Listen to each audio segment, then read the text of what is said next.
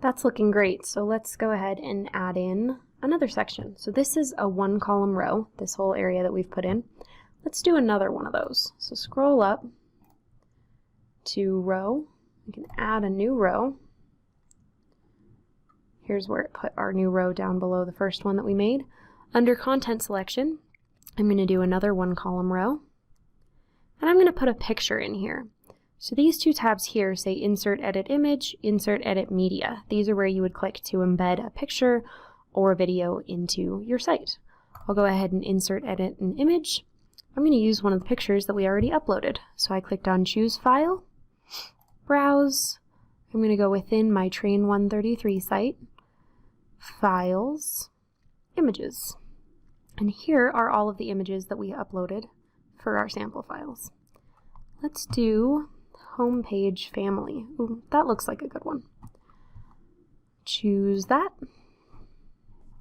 And now the site's asking me to add a description to the image. If I try to just go ahead and click OK, it's going to insist that I add something in there. This is what will be read out by an assistive screen reader if someone is using that kind of technology to look at our page. So this is a picture of the family sculpture in Prexy's pasture. I'm just going to put that on there.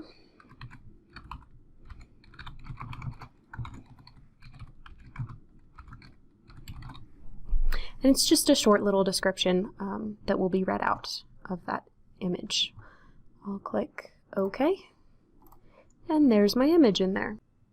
If we wanted to add an image that wasn't already uploaded into our site in here, we do that the same way. Go to Insert Edit Image, choose a file, and we can upload something from our computer into here, or we can go to Browse, search for that uwyo.edu where all the templates are. And under Shared Assets, there's all kinds of images that the university has provided that we can use there. So that's always an option too, but I'm not going to do that right now. We're going to be able to preview our site in just a minute, but first I want to mention what we're looking at right here on our CMS page now is our full screen editing option. If we wanted to go into the source code for our site, that button is right here, Source Code, and all we have in this row is our image. So it shows where we got that image from, the alt text that we've provided, the width and height, and that we didn't assign it a class. This is useful if you want to embed code for things like Google Forms to have it directly added to your page and allow people to take a survey right from your page. If you do want to use this, you're welcome to come to one of the CMS Open Labs and they will help you out with that.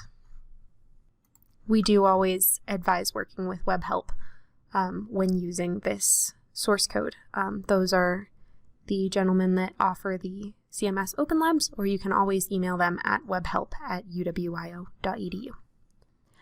Once we have this picture in here, we can right click on it, and Image takes us back to that page that we were just on with the editing, or we can link it. This makes your image into a link, where when someone clicks on the image, it takes them to a different page. This shouldn't be used unless you're going to make it incredibly obvious that what they're clicking on is a link to something else. You can't just put a picture up and put a link behind it and hope that people are going to think to click on your image. A good example of an image that has been linked is just on our main UW website. These little buttons right here, those are images, but it's obvious that if you click on them, it's going to take you to the UW at a distance page. We don't want to just make our main masthead or anything clickable, because no one is going to think to click on that. So we'll go back over. This is not an obvious image, so I'm not going to link it. But now we have our image in there. One other thing I do want to mention with this is that if you're uploading your own images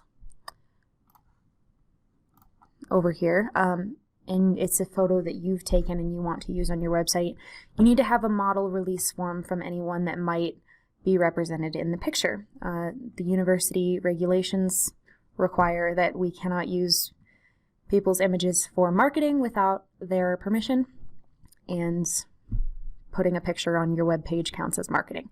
So be sure that you get that form filled out if there's anyone in your pictures, and that form can be found on the UW Public Relations page.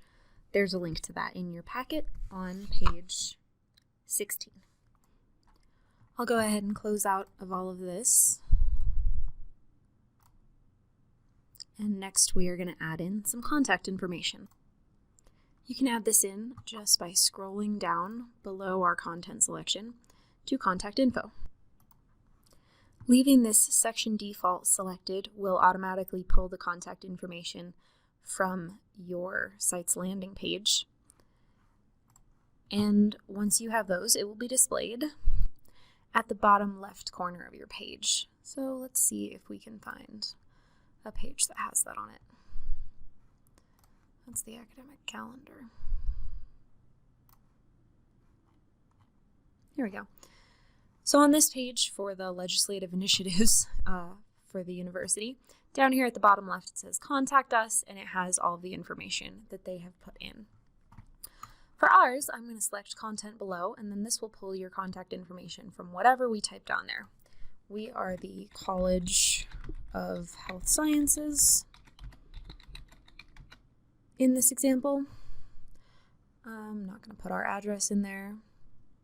Maybe a phone number. We're 307-766-0000. I can put an email address in there for our department. healthsci@uwyo.edu. I can link to another page. And then I can put in some links to other social media sites that maybe we want visitors for our page to come look at us on there. For example, UWIT Training has our own Facebook page, so if we were creating a website for that and we wanted people to go over and look at the Facebook page to find out more about our upcoming classes, we could just put that Facebook link in right here, and that'll help people find out how to get to our Facebook page. Now that we have all of the content that we want in here, we're ready to publish. So we can go ahead and save and preview our changes. It says your draft is saved.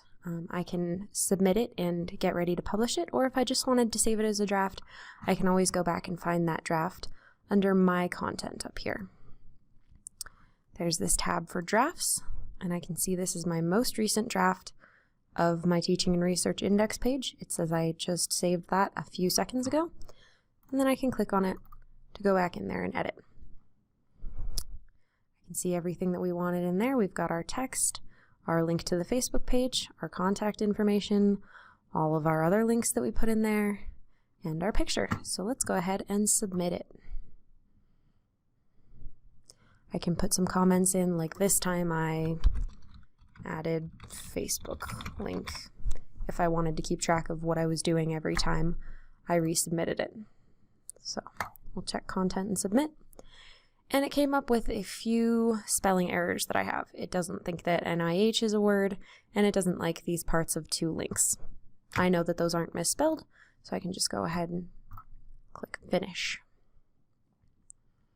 Your changes have been saved to the system. Would you like to publish them? I can either click right here to publish, or I can go up here to this cloud button and hit Publish.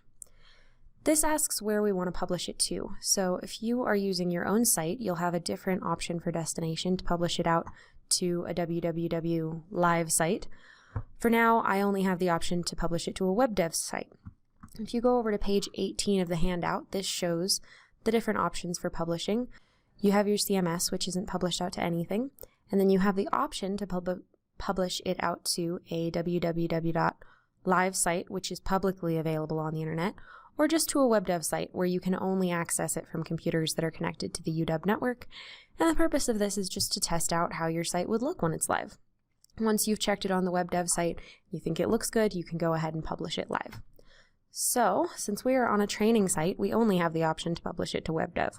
We're just going to go ahead and publish it there. Click Publish. And it said it published.